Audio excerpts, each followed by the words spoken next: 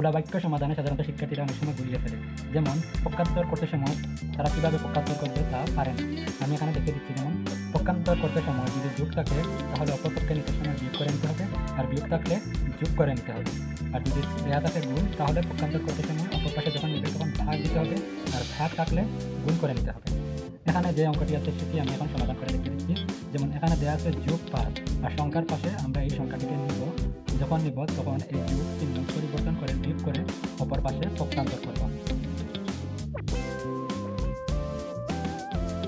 যে সংখ্যা দেওয়া আছে প্রথমে সমানের অপর পাশে 10, আর পক্ষান্তর করে এই 5 সংখ্যাটিকে এই 10-এর কাছে নিব, অর্থাৎ সমানের অপর পাশে নিব।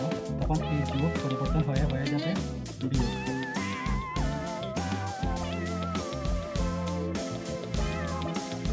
আর 10 হতে 5 বিয়োগ করলে থাকে 5। আর এভাবেই খোলা বাক্য অঙ্ক সমাধান করতে হয়। আর এখানে ক এর মান হয়েছে 5। এখন আপনারা এই অঙ্কটি সমাধান করে দিন, আমি দেখে দিচ্ছি।